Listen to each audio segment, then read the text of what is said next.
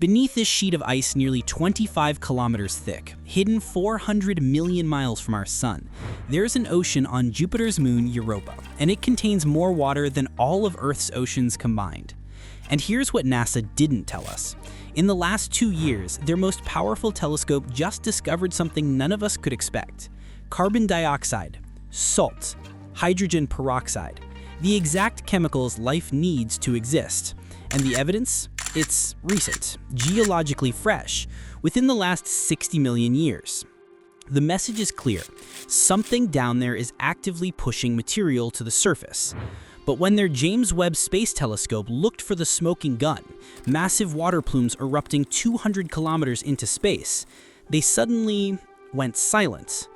The plumes Hubble detected in 2013, 2016, and 2017, the ones scientists said proved the ocean was venting material, the James Webb Telescope found nothing. Officially, anyway. This is the story NASA doesn't want us asking about. The story of what they found, why they're not talking about it, and what's really happening beneath Europa's frozen shell. In August 2025, NASA's James Webb Space Telescope, the most powerful astronomical instrument ever built, pointed at Jupiter's moon Europa. What they found wasn't supposed to be there. The area is called Terra Regio. It's one of Europa's chaos terrains, where the ice has been fractured, jumbled, and refrozen. Previous Hubble observations from 2016 detected sodium chloride, table salt, at this exact location. That salt originated from Europa's subsurface ocean. We knew that. But when JWST turned its infrared eye on the same region, they found something NASA scientists weren't prepared for: carbon dioxide. Specifically CO2 ice, crystallized on the surface, in concentrations far higher than anywhere else on the moon. Now here's the terrifying part. Carbon dioxide doesn't stay stable on Europa's surface. It breaks down quickly under radiation. The fact that we're seeing it means it was deposited recently, within the last tens of millions of years. Meaning the ocean beneath is actively, continuously pushing material through cracks in the ice. Samantha Trumbo from Cornell University, one of the scientists who analyzed the data, said, "Previous observations from the Hubble Space Telescope show evidence for ocean-derived salt in Terra Regio. Now we're seeing that carbon dioxide is heavily concentrated there as well." Think about what this means. Life needs 3 things to exist. Liquid water, check. Europa has a global ocean. Chemicals, check. We just found carbon, salt, and peroxide. And an energy source. That third ingredient, Europa might have it hidden beneath the ice. But the discovery of carbon and salt wasn't the strangest part. When researchers examined the spectral data from JWST more carefully, they found something NASA scientists are still struggling to explain: hydrogen peroxide concentrations 20 times higher than expected. Hydrogen peroxide is a chemical that could serve as an energy source for microbial life. But here's where it gets weird. Scientists predicted the highest concentrations would be at Europa's poles, where it's coldest. Instead, JWST found them at the equator, in Terra Regio's chaos terrain, where it's warmer and the ice is younger. This shouldn't be possible. The data violated all predictions. So NASA-funded researchers at the Southwest Research Institute decided to run an experiment. They recreated Europa's conditions: water ice, radiation, and, crucially, trace amounts of CO2. Then they bombarded it with energetic electrons, simulating Europa's harsh radiation environment. The results matched JWST's observations perfectly. The peroxide levels spiked. The conclusion? Europa's subsurface ocean, which we know exists, is seeping water and dissolved chemicals through cracks in the ice. The water reaches the surface, freezes, and radiation transforms it into hydrogen peroxide.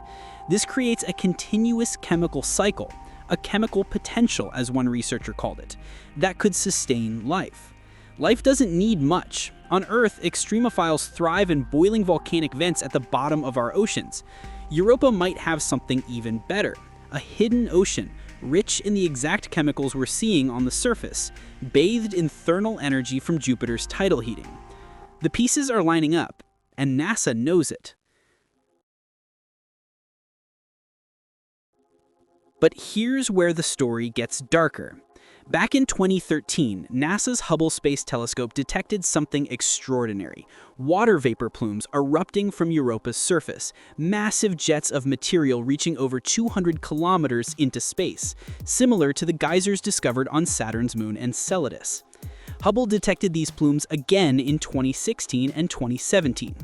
The implications were staggering. If water from Europa's ocean was erupting directly into space, future missions wouldn't need to drill through miles of ice. They could simply collect the material and analyze it for signs of life. But then something changed.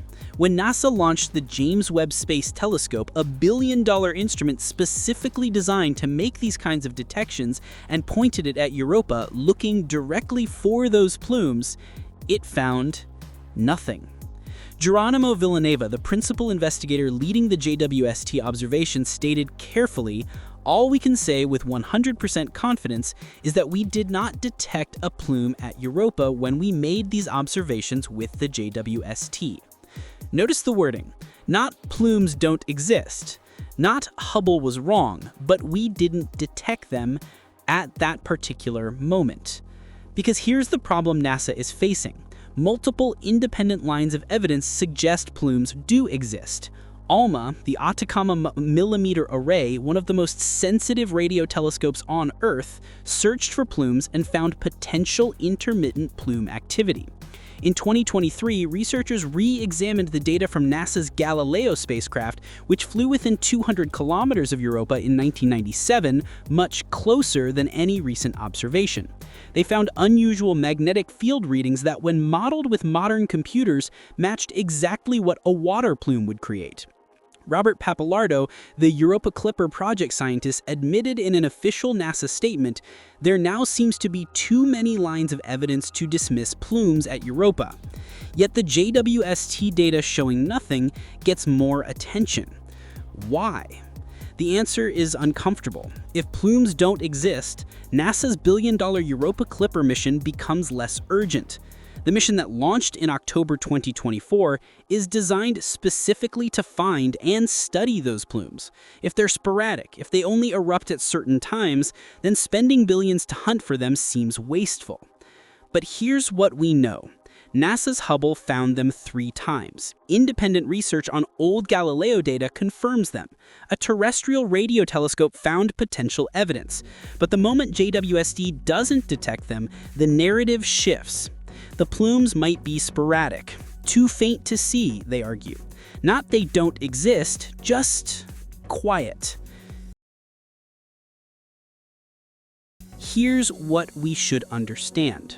Europa's ocean is not dormant. The fresh carbon dioxide, the unexplained hydrogen peroxide, the fractured chaos terrain actively pushing material upward, these aren't subtle hints. These are signatures of a geologically active, dynamic world whose subsurface ocean is connected to the surface.